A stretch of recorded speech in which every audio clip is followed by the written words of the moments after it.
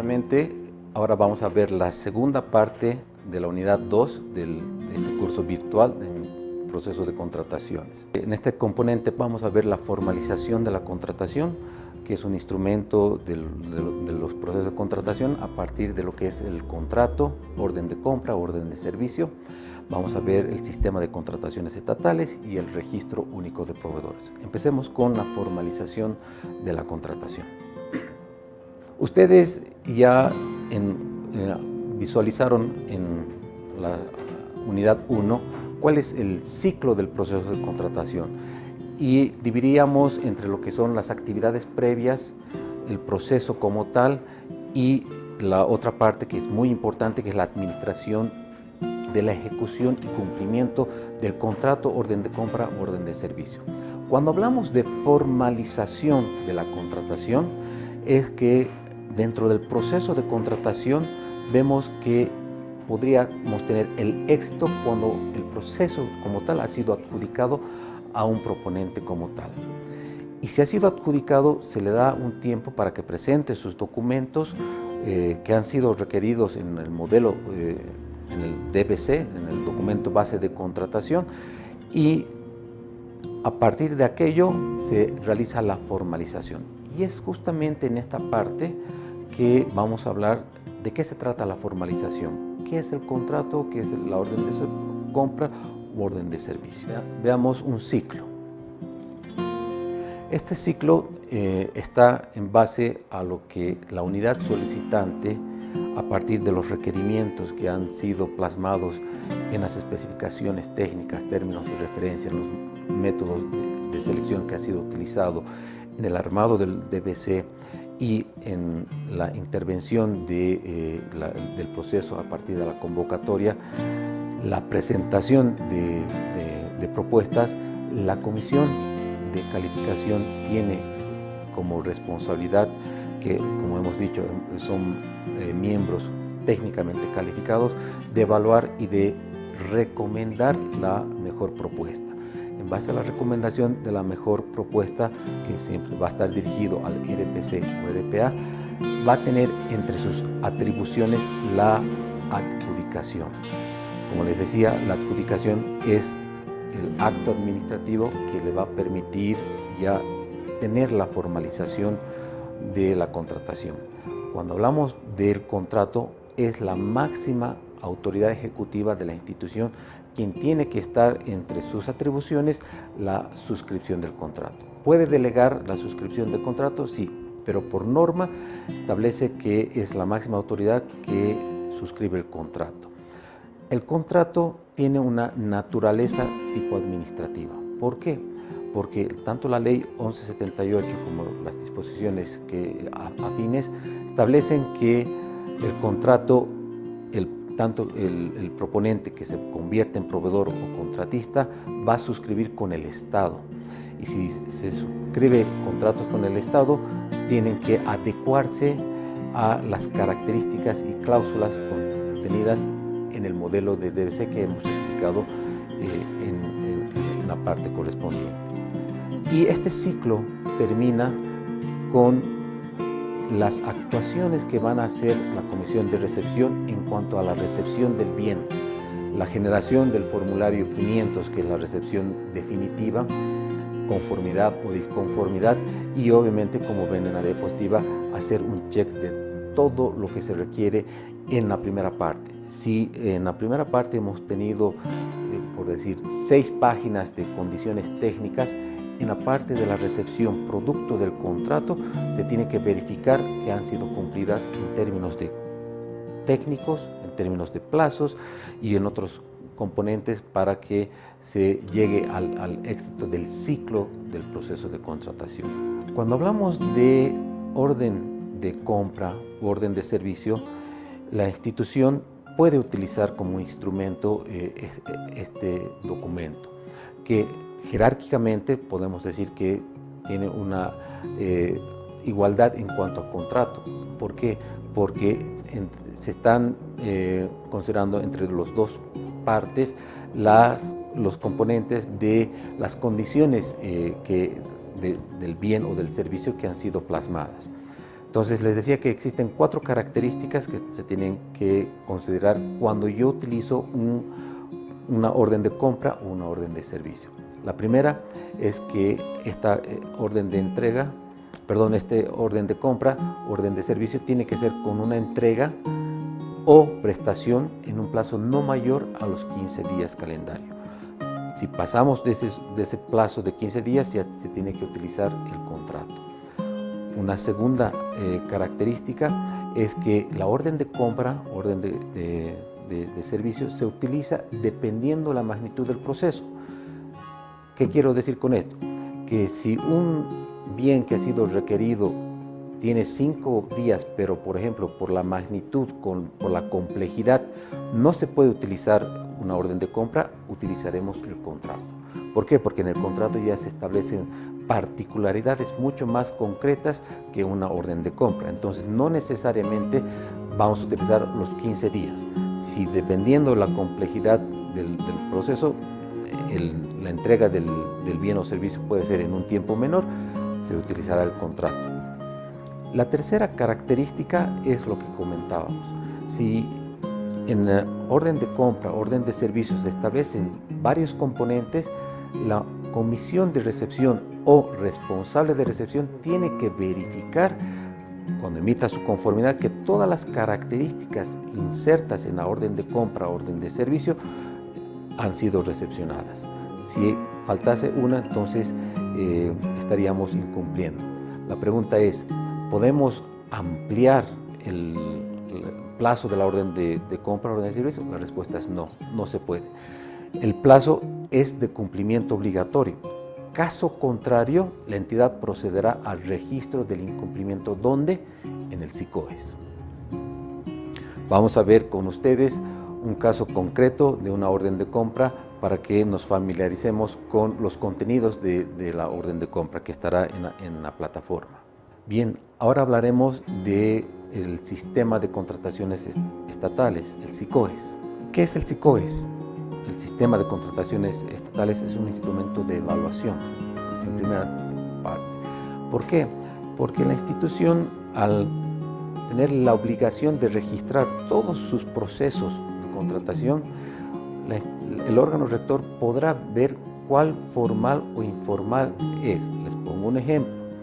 Si nosotros tenemos la obligación de registrar el programa anual de contrataciones y hemos tenido, por decir un ejemplo, más de 100 modificaciones al PAC, que obviamente no hay una lógica, entonces se podría ver que la institución es muy informal y no se tiene una parte de planificación en cuanto a sus procesos de contratación.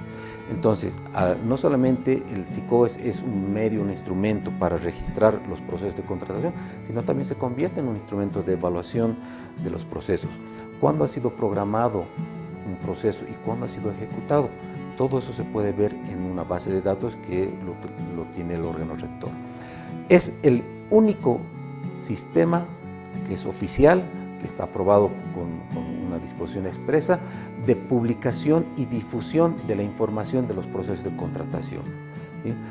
Hemos hablado del órgano rector, entonces decimos que este sistema de contrataciones estatales es establecido y administrado por el órgano rector. La información que se publica en el SICOES es de carácter oficial y público, y obviamente la página web que está. Un tema muy importante que tenemos que utilizar es que las contrataciones mayores a 20.000 bolivianos son registradas. Menos de ese importe, el registro no es aplicable.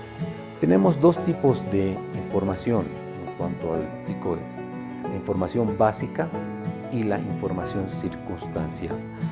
Cuando hablo de información básica, es aquella que necesariamente tiene que ser publicada, el PAC, el formulario 100, que es de la convocatoria, ¿sí?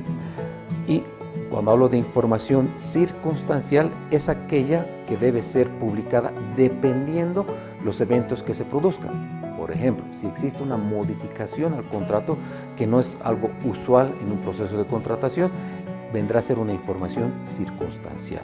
Si hay una cancelación, una suspensión, será una información circunstancial porque no en todos los procesos ocurre tal situación. La información respaldatoria es un elemento muy importante. Hoy en día tenemos que documentar bien todo lo que estamos registrando y, como se dice, colgar en el SICOE. Toda documentación respaldatoria publicada en formato digital. Como ustedes ven en la diapositiva, existen pasos para el registro en el sistema.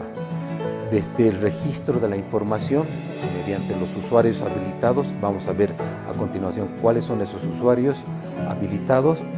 A través del sitio web vamos a pasar por una información temporal. ¿Qué significa? Una información temporal significa que es el borrador que podrá ser o no modificado para ser publicado posteriormente. En tanto la información esté en modo temporal, se puede ajustar, se puede modificar. Y cuando hablamos de esta tercera parte, que es la confirmación de la publicación, es que es la información que ha sido publicado definitivamente y es la información oficial, que obviamente ya no se la puede modificar. Es la que emite la constancia oficial de ese registro. Ahora bien, cuando se registra en el SICOE siempre está el CUSE. ¿Qué es el CUSE? ¿Qué es el Código Único de las Contrataciones? Es el carnet de identidad de las contrataciones. Es el código asignado automáticamente, identifica de manera única cada proceso de contratación. La asignación del CUSE para procesos con convocatoria pública es al inicio del proceso, con la publicación de la convocatoria, y cuando hablamos del CUSE sin convocatoria es cuando se registra la suscripción del contrato o la emisión de la orden de compra, orden de servicio. ¿A qué hago referencia con procesos sin convocatoria? Por ejemplo, los procesos que llevan adelante las empresas públicas nacionales estratégicas cuando hacen sus procesos de manera directa y solamente registran los contratos. Para esquematizar el ciclo del CUSE, la numeración, tenemos los dos primeros dígitos, que es la gestión, en este caso 19.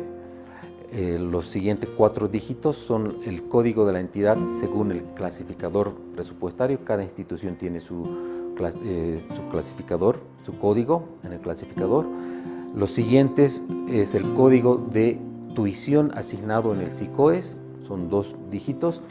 Y los posteriores son el código del proceso asignado por el SICOES. Es decir, cuando uno va cargando es el número, repito, el carnet de identidad que aparece, que no va a ser el mismo a otro proceso. El penúltimo casilla es el número de convocatoria y el último es el número de publicación como tal. Pasaremos a hablar ahora de los tipos de usuario. Existen 2 tipos de usuarios. Uno es el administrador, que es solamente uno. En cada institución existe un administrador. Y el otro es el usuario de registro, que pueden ser varios. Y acá el administrador, en cuanto tenga el usuario, podrá dar altas, bajas a los usuarios de registro. El usuario administrador habilita, como decía, usuarios de registro, va a actualizar los datos de la entidad, puede dar de baja a usuarios, mantiene actualizado todo el registro de los usuarios, informa la excepción para el registro oportuno de la información, informa desistimientos, informa resoluciones e incumplimientos. Son las atribuciones del usuario administrador. Por su parte, el usuario de registro va a publicar la información en el sistema, ya sea la información permanente o la información circunstancial. Su cantidad dependerá del volumen de procesos, la estructura, unidades que intervienen u otros criterios. ¿Qué quiere decir esto? Que en una unidad podrá tener varios usuarios de registro. He hablado de información básica y de la información circunstancial. Vean ustedes que cuando hablo de información básica está el formulario del PAC, que es un instrumento muy importante. Ahora lo vamos a ver que el PAC solamente se puede modificar en 3 elementos. cuando modificamos el POA, porque tiene que estar en concordancia con el POA, cuando modificamos el presupuesto, que también es algo muy importante, y cuando exista una excepción debidamente justificada. Cada modificación en el PAC tiene que estar registrado en el SICOES, y las versiones que vayan a publicarse estarán registradas al final del formulario. Tenemos el formulario 100, por ejemplo, que es de la publicación de la convocatoria, el inicio. El formulario 120, aprobación del DBC. El formulario 170, adjudicación declaratoria desierta. El formulario 200, información del contrato. El formulario 500, que es la recepción a través de lo que es definitiva de bienes, obras, servicios, etc.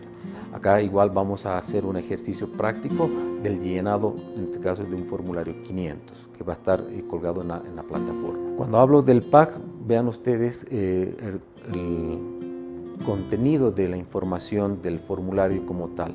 Tenemos el tipo de contratación, si estamos hablando de servicios generales, consultoría, bienes, etc. El objeto de la contratación, la forma, si va a ser menor, AMPE, licitación, los recursos, el mes estimado del inicio y el precio referencial. Y obviamente tenemos la casilla de los datos del registro, ¿no? Cuando hablo de el mes estimado, es que la institución debería cumplir tal.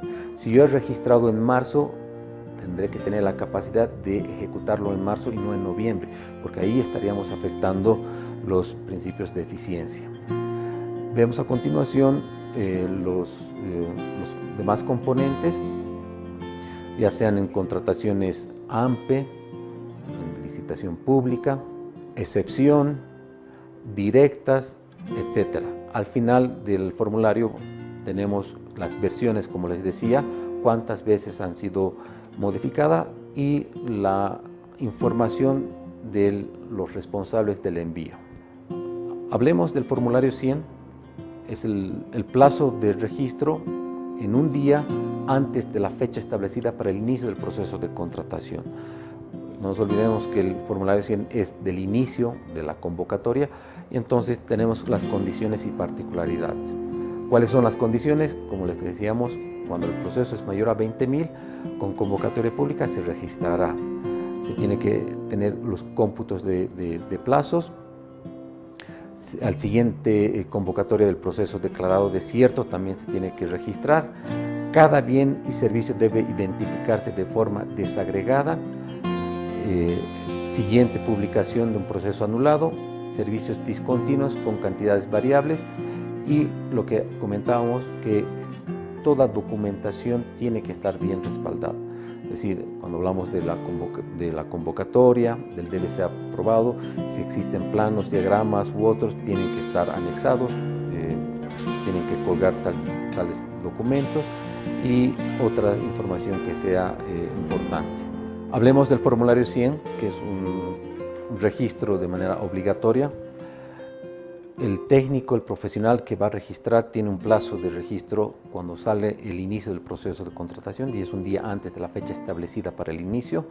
Existen las condiciones, obviamente, como lo comentábamos, cuando aquellos procesos pasan los 20.000 bolivianos, se tiene que establecer los cómputos de plazos debidamente adecuados, teniendo en cuenta y cuidando que no coincida un feriado, un fin de semana. La documentación respaldatoria es muy importante. En lo que hablamos de la convocatoria, el DBC, si existen o si se requieren adjuntar planos, diagramas, formularios u otros, es importante adjuntar tal situación para que mientras más información tengan los potenciales proponentes, puedan tener una posibilidad de presentar en mejores términos sus propuestas.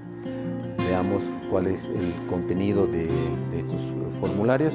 Tenemos la identificación de la entidad, la identificación de la convocatoria, lo que hablamos del cruce, tenemos los datos generales de la convocatoria, el precio referencial, si es por ítem, si es por el total, las características del detalle, los organismos financiadores y el personal que hace el registro del SICOES. Y obviamente tenemos los documentos que se tienen que colgar en formato digital. Hablaremos ahora de la información circunstancial. La información circunstancial, como les decía, no son registros que tienen que hacer de manera obligatoria, sino que puedan surgir a partir de un evento. Por ejemplo, la publicación de una ampliación, de una anulación, de una reanudación del proceso, cuando hablamos de modificación del contrato, si hay recursos de impugnación, etc. Entonces son informaciones circunstanciales, como ven en la diapositiva, que se puedan dar en los procesos de contratación, ¿sí? Cuando hablamos de resolución de contrato, incumplimiento, etcétera, etcétera. Un caso específico va a estar en la plataforma de una información circunstancial a partir de una modificación del contrato utilizando el formulario 250. Justamente para comentar tal situación, vemos que cuando hablamos de una modificación, y esto es un ejemplo de una información circunstancial, que el plazo del registro, por ejemplo, cuando hablamos del formulario 250, que es la modificación de un contrato, puede darse hasta 15 días hábiles a partir de la formalización de la modificación del contrato. Es decir, yo, institución, tengo la responsabilidad de registrar en el SICOES hasta 15 días la modificación que ha sido suscrita. ¿Cuáles son las condiciones, particularidades para todas las modificaciones? Y si existen 3 condiciones para la modificación del contrato, cuando hablo del plazo, del monto o del alcance, tienen que estar registrados. ¿Cuál va a ser la documentación de respaldo? Va a ser justamente el documento de modificación que se tiene que colgar en el SICOES. Vean ustedes el formulario 250, tenemos la identificación de la entidad, la identificación del proceso, el CUSE, la información de las características, lo que se está procediendo a la modificación, toda la información necesaria y obviamente los datos del proceso como tal. Bien, hablemos del último punto, que tiene que ver con el registro único de proveedores, que es también un instrumento de los procesos de contratación. ¿Por qué? Porque permite a los potenciales proponentes, a los que van a ser proveedores, utilizar para verificar su estado, su forma, su constitución y otros elementos. Pero antes es importante mencionar el tema del SIGEP, que también es un sistema. El proveedor tiene que tener un beneficiario, tiene que ser beneficiario SIGEP. Este proveedor, que puede ser una persona natural o persona jurídica, al ser beneficiario del SIGEP puede realizar las transacciones con el Estado. Entonces, si yo voy a contratar a un proveedor, tiene que estar registrado en el SIGEP. El SIGEP le va a permitir efectuar el cobro por la prestación del servicio o la provisión de bienes, puede realizar conciliaciones y llevar un control sobre los pagos priorizados, los cobrados o los pendientes. Esto es importante tener en cuenta porque el proveedor tiene que tener su beneficiario SIGEP. Ahora, ¿qué es el proveedor? Cuando hablamos de registro único de proveedores, el proveedor es una persona natural o jurídica que tiene la posibilidad legal de prestar servicios o promover bienes al Estado. El mismo ha sido previamente constituido como un proponente, es decir, cambia su forma de proponente a proveedor porque ya tiene la posibilidad legal, como dice en rojo, que es un elemento muy importante, de suscribir contratos y por tanto ya es proveedor, ¿no? Y está constituido como un proponente por la presentación de su propuesta en base a los términos de referencia o especificaciones técnicas que han sido establecidas por las entidades. Entonces, si hablamos de proveedor que deja de ser proponente a proveedor, podemos ver tipos de proveedores. Uno es una persona natural, otro es una persona jurídica y otra es una asociación accidental. Cuando hablamos de persona natural, puede o no tener registro en impuestos, es decir, puede o no tener SUNIT, esa es la persona natural. Si hablamos de una persona jurídica, tiene que ser necesariamente con representación legal de esta persona jurídica. Y si hablamos de una asociación accidental, ¿qué es la asociación accidental? Es aquella que está constituida para realizar un negocio determinado. Es decir, se ha constituido para presentarse a un proceso y adjudicarse a un requerimiento de una institución específica. Ahora sí, ¿qué es el RUPE? El RUPE, como ustedes ven, es un sistema de registro único de proveedores del Estado. Y es un sistema que es amigable y que es de forma obligatoria para que los proveedores se registren, ¿no? Tiene el objeto de registrar y mantener actualizada la información de los proveedores. ¿Cuál es el ámbito de aplicación del RUPE? Es aquellas empresas naturales o jurídicas que desean participar en las contrataciones mayores a 20.000. ¿Qué quiere decir esto? Que las instituciones, al sacar el proceso de contratación con un monto mayor a 20.000, los potenciales proponentes van a emitir su certificado para que sean después la formalización de la contratación.